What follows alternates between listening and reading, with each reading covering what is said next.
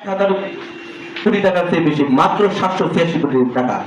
Bank বাড়ছে, অর্থনীতি বাড়ছে, আমরা কোথায় যাচ্ছি? এবং যদি সার্কভুক্ত দেশে আরেকটা মূলত জেলা প্রশাসন স্যারের কাছ থেকে এসেছে যে প্রেস ক্লাবে এসে প্রেস ক্লাবের সাংবাদিকদের সাথে কথা বলে আমরা এই বিষয়টা তুলে ধরবো। কারণ আপনারা মূলত বস্তুনিষ্ঠ সংবাদ পরিবেশন করে সাংবাদিক প্রেস ক্লাবের বিভিন্ন দিক তুলে ধরে মানুষকে এই বিষয়টা আপনারা উদ্বুদ্ধ করবেন যে মাননীয় প্রধানমন্ত্রী সাংবাদিক প্রেস ক্লাবকে বেশি গড়াই হলো মালদ্বীপে। মালদ্বীপের গড়াই হইল 78 বছর।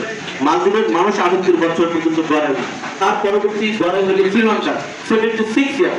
আর পরবর্তী গড়াই রাষ্ট্র আমি এই জিনিসটা এখন যেটা চিন্তা করছি, রাষ্ট্রপক্ষ এই চিন্তা রাষ্ট্র মাননীয় প্রধানমন্ত্রী সরকার এই জিনিসটা অনেক একবার চিন্তা করছে যে আজ থেকে 20 বছর পরে আশপাশে আমরা ব্যক্তিগতভাবে ফ্রি ব্যবসা করি, আমরা বিভিন্ন উদ্যোক্তা, আমরা কোনো বেসরকার 5,000 টাকা পর্যন্ত স্কিম আছে। যেমন আমি ফ্রি থেকে কাজ করি, আমি কৃষক, আমি তাদের মনে করেন আমি কামার, আমি কুমার, আমি তাঁতি, আমি রিক্সা চালক, আমি হতেবার প্রফেশনে আমি যাই হই না কেন, রাষ্ট্র আমাকে সকল ধরনের প্রফেশনের মানুষ এই স্কিমটার ভিতরে নিয়ে আসছে, যেটার নাম হলো সুরক্ষা। এবং এখানে এমন কোনো প্রফেশন নাই যেখানে আসলে চিন্তা করা হয়নি।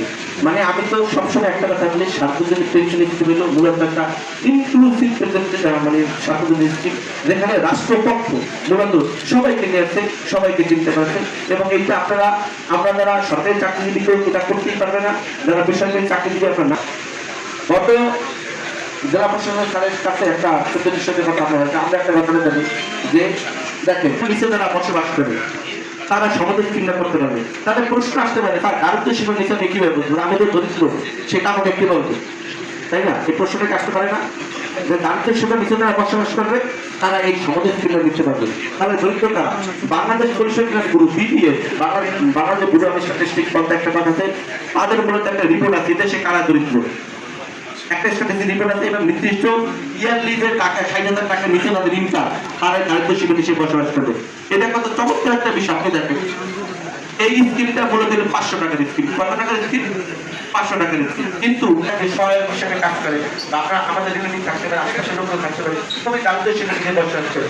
আপনি সব বিষয়ে একটা এই স্কিমটা করে দেবেন। স্কিমটা আমরা কি করে নিতে পারি? আমি যদি তাকে 500 টাকার স্কিম করে দিই, ধরেন ফর এক্সাম্পল জমা দেয় কত টাকা? 1,000 টাকা। দেখেন একটা মাননীয় প্রধানমন্ত্রী কত ভিশনারি চিন্তা করেন, কত ইনক্লুসিভ চিন্তা করেন, কত ডায়নামিক চিন্তা করেন। বাংলাদেশের মধ্যে একটা প্রেক্ষাপটে একটা রাষ্ট্র ব্যবস্থায় আপনি 500 টাকার স্কিম দিচ্ছেন, রাষ্ট্র আপনাকে আরো 500 টাকা দিচ্ছে, তার মানে মাস শেষে আপনার একান্ত জমাতে কত টাকা? 1,000 টাকা। এবার দেখেন কেউ যদি 42 বছর, যার বয়স এখন 18, ও যদি শপথের চিন্তা করে, ও যখন 1 বছর মাসে রিটায়ার হয়ে যাবে তখন ও মাসে পাবে 34,665 টাকা। হিসাব করে সে তখন গিয়ে 29,200 টাকা পাবে।